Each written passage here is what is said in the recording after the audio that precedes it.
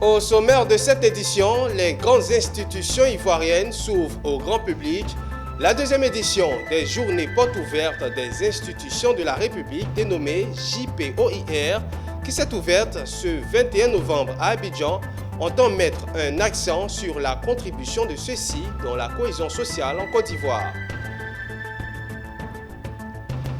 Le pitch des agences de communication initié par Stratmark est à sa première édition, une rencontre qui a fédéré annonceurs et agences de communication. Les nouvelles solutions high-tech ont été présentées lors d'un workshop initié par un intégrateur de solutions informatiques. Les clients et partenaires de Itel Informatique ont pris plaisir à y participer. Et face au non-respect des engagements pris par les multinationales cacaoyères en faveur de l'application du différentiel du revenu décent, les producteurs de cacao ivoiriens sont montés au créneau. Les détails dans ce journal.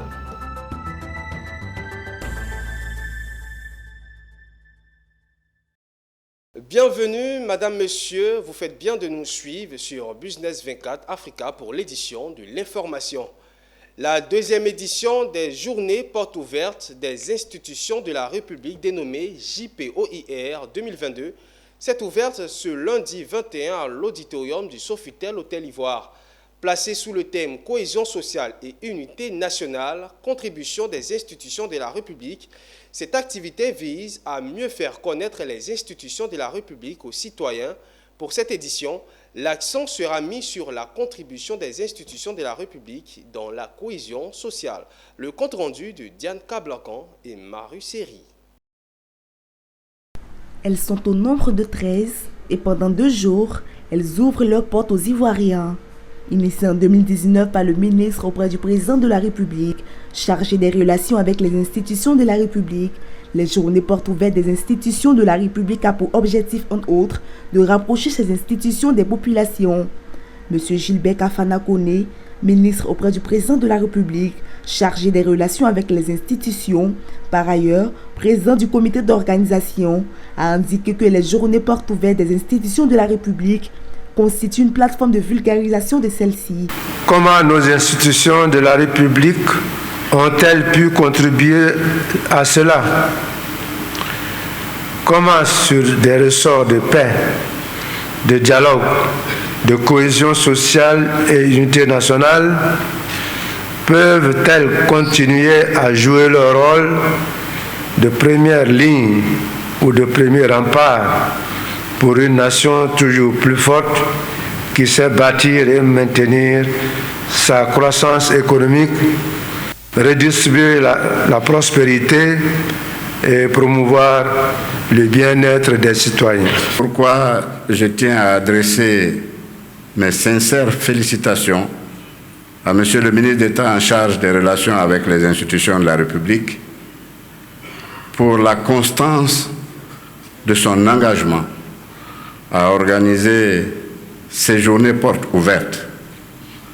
Elle prolonge efficacement les actions de valorisation, de vulgarisation et d'appropriation des instances constitutives de notre pays.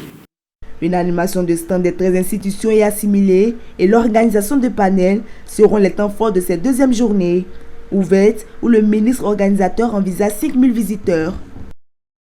Les JPOIR 2022 sont des journées qui permettent aux institutions d'être encore plus proches des populations. C'est le cas du Conseil économique, social, environnemental et culturel, CESEC, qui a mis les bouchées doubles pour que les visiteurs découvrent encore plus la dynamique de cette institution.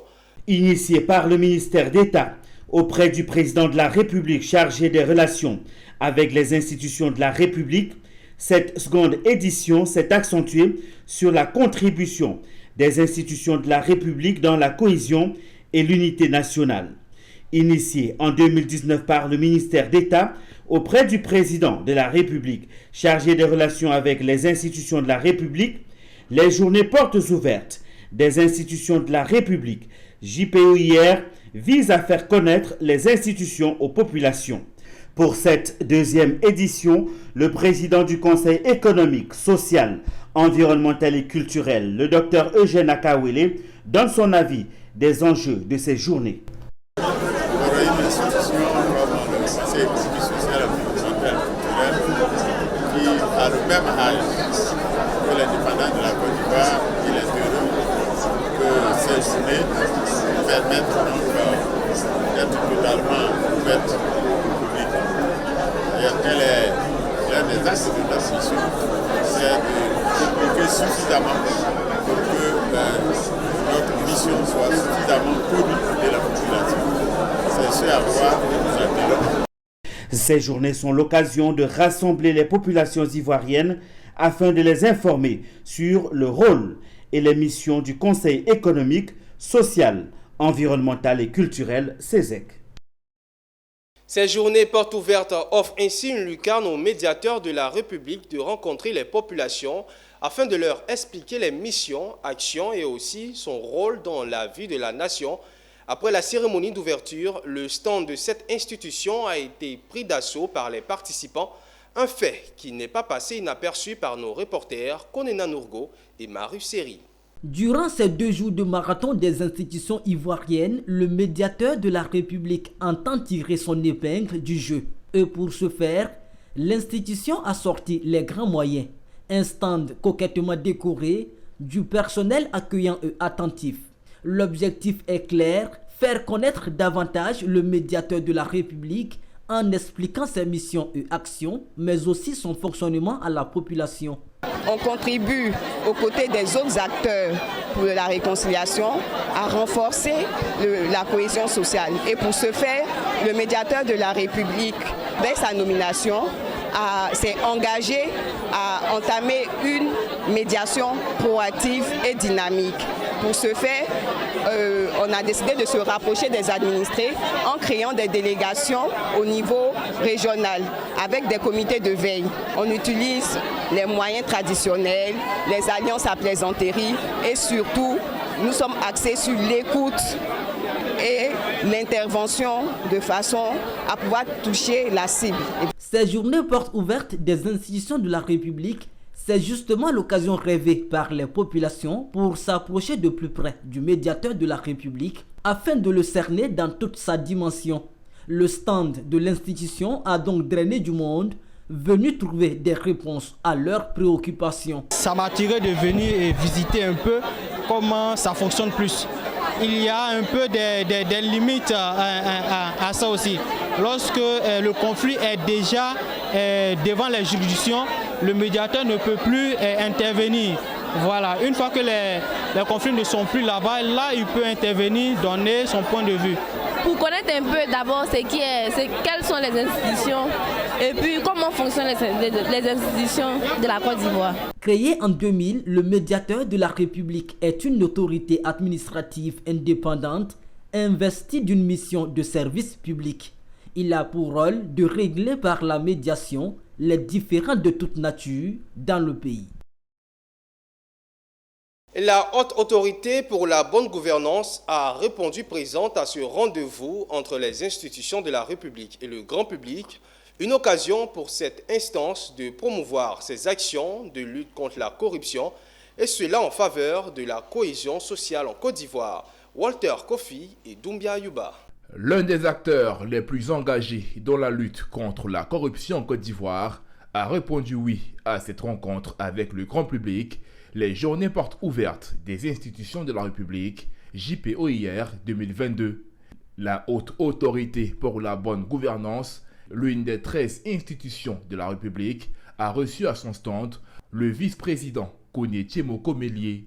Il s'est vu entretenir par Ngolo Coulibaly, président de la HABG, sur les quelques actions de l'institution pour mettre fin aux actes de corruption, ainsi que sa contribution à la cohésion et à la paix dans le pays. Et je crois que de plus en plus, le public qui connaît peu les institutions et notamment peu la Haute Autorité pour la bonne gouvernance, quelquefois se méprend dans des saisines qui nous parviennent.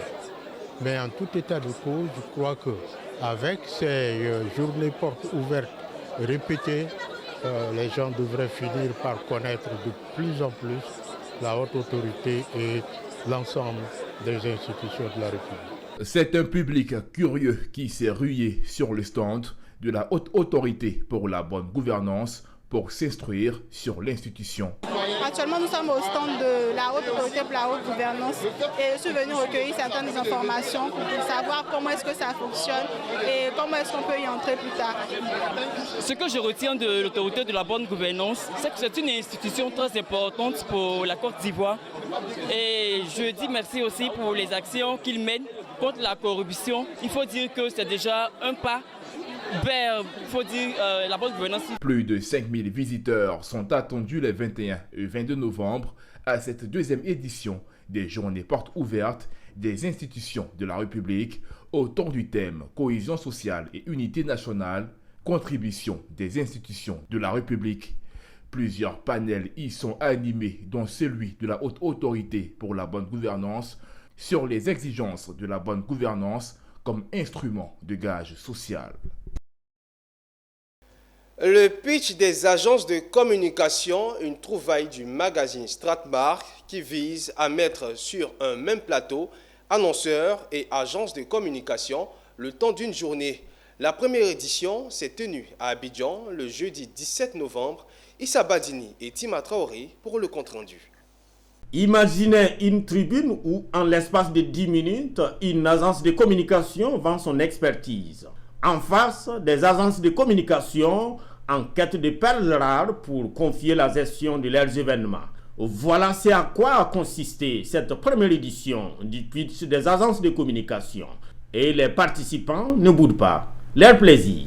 C'est une vraie opportunité pour pouvoir rencontrer les annonceurs, mais aussi pour pouvoir engager un dialogue.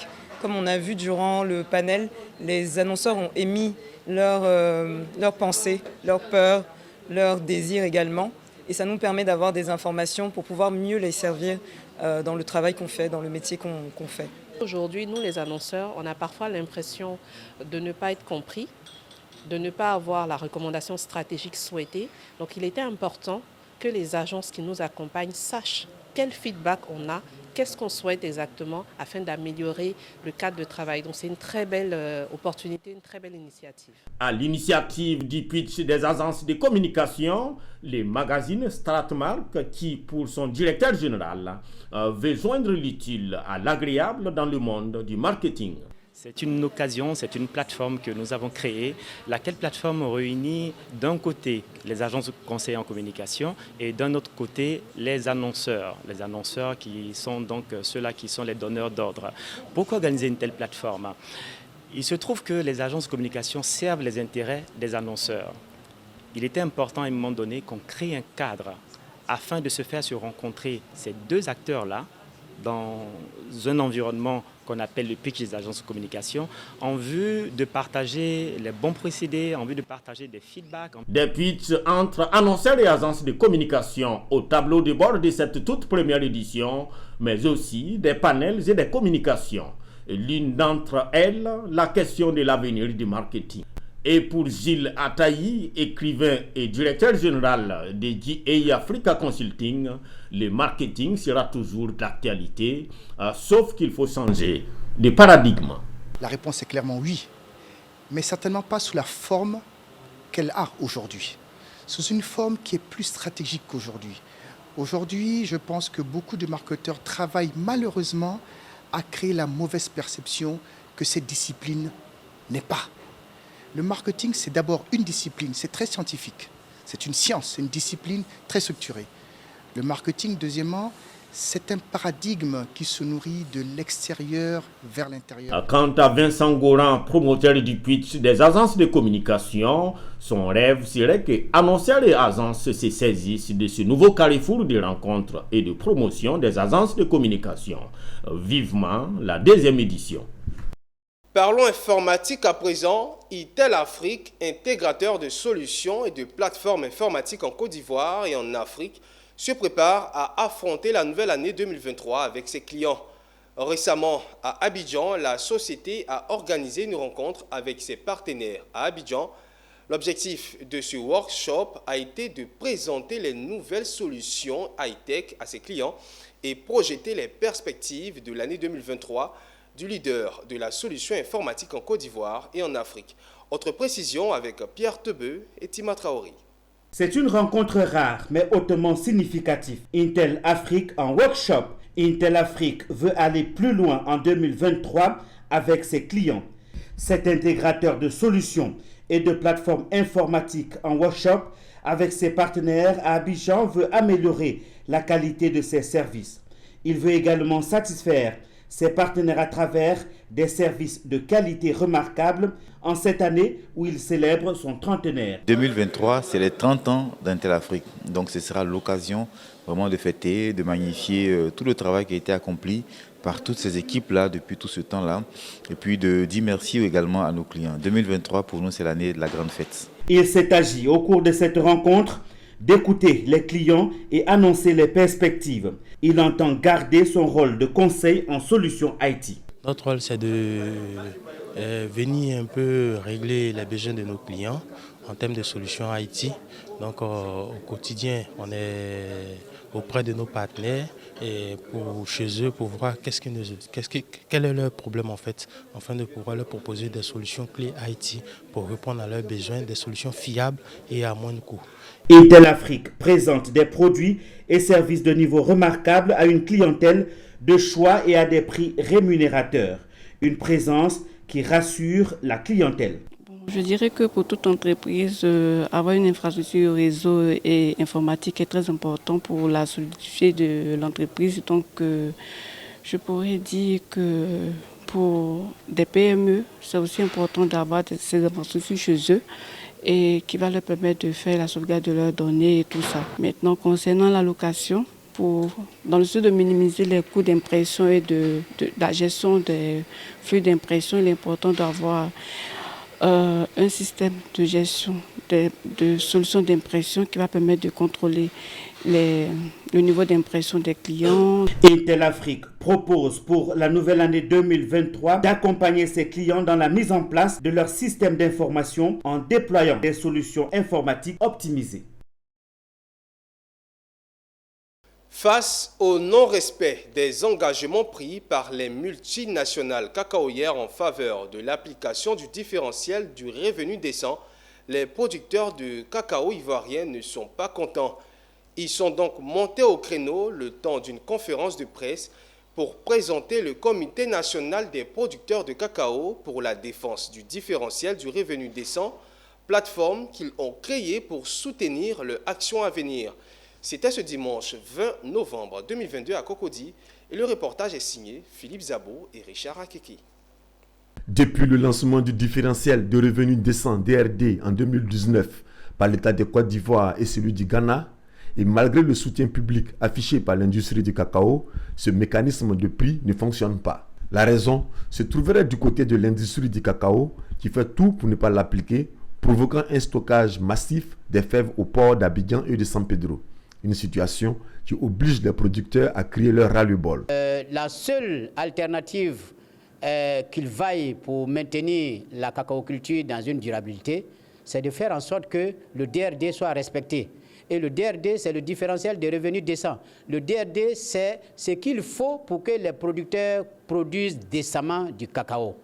Et depuis lors, nos présidents de la République de Côte d'Ivoire et celui du Ghana ont annoncé les couleurs, ont donné des instructions aux deux organes de régulation, du Conseil du café cacao et du Cocoa Board, de sorte que l'initiative Café Cacao Côte d'Ivoire Ghana soit mise en place. Depuis également 2020, jusqu'à ce jour, les industries du cacao ont accepté de signer leur contribution, d'accepter de payer le DRD. Et malheureusement, jusqu'à aujourd'hui, ils sont en train de ruser avec ça, laissant les populations agricoles, les producteurs de cacao, dans une paupérisation totale. Suite à ce cri de cœur, les présidents des fêtières du cacao présents à la conférence de presse, notamment l'ANACASI, la OPACI, la SENAMSI et l'ONG Au Planète Celt, ont mis en garde les multinationales du cacao. Nous disons non. Et nous les interpellons. Nous allons les empêcher d'entrer dans nos campements, d'entrer dans nos champs. Et nous connaissons leurs installations. Nous leur demandons de faire attention, de respecter leur engagement. Cette conférence de presse fait suite à une note rendue publique le mardi 8 novembre 2022 par le Conseil du café cacao de Côte d'Ivoire et le Cocoa Board du Ghana, invitant l'industrie du cacao et du chocolat à prendre les dispositions pour la reprise effective des achats conformément aux engagements exprimés à payer le différentiel de revenus décent DRD au plus tard le 20 novembre 2022. Après 10 mois de formation, la 7e promotion de médiateurs professionnels formés par l'Université catholique d'Afrique de l'Ouest, en abrégé UCAO, a reçu ses diplômes. Avec pour parrain le président de l'Assemblée nationale, les 25 membres de la promotion Arc-en-Ciel ont reçu leur parchemin des mains d'illustres invités comme l'archevêque métropolitain d'Abidjan, président du conseil de gestion de l'UCAO. C'était le samedi 19 novembre à Cocody. Le reportage de Philippe Zabo et Ézéchiel Seri. Un chrétien catholique de surcroît cardinal et un imam se donnant la main. Son éminence cardinal Jean-Pierre Coutouin et l'imam Bouraïma Touré. Cette image résume en elle seule ce que devait être le résultat d'une bonne médiation, c'est-à-dire vivre en bonne fraternité. Cette image a été captée lors de la sortie officielle de la 7e promotion de médiateurs professionnels de l'Université catholique d'Abidjan. Tous les participants à cette cérémonie reconnaissent l'inhérence de la médiation à toute société humaine, surtout pour notre nation ivoirienne. La médiation pour l'Assemblée est vraiment un instrument, je dirais, de règlement des conflits, surtout qu'en Côte d'Ivoire, les conflits sont sociaux, sont professionnels, sont économiques. Et donc, pour nous, ouvrir une filière pour la médiation est encore un instrument de renforcement de la capacité, de la cohésion. Et l'Assemblée ne pas laisser un reste. Donc, elle vient apporter son soutien aux différents acteurs donc, ici de cette promotion de la médiature. Il faut dire qu'il y a des conflits à tous les niveaux. Et ces conflits-là, vraiment, je pense que la médiation, si les Ivoiriens comprennent ce que c'est que la médiation, aujourd'hui, on peut résoudre tous ces problèmes, sans avoir de frustration. Pour rappel, l'UCAO est la seule université dans l'espace OHADA à délivrer des diplômes en médiation. Et ils se font par le canal du Centre de recherche et de la formation professionnelle à la médiation, à l'arbitrage et à la négociation, CERFPOPMAN. Fin de cette édition de l'information. Merci de l'avoir suivi. Restez avec nous sur la chaîne Utile.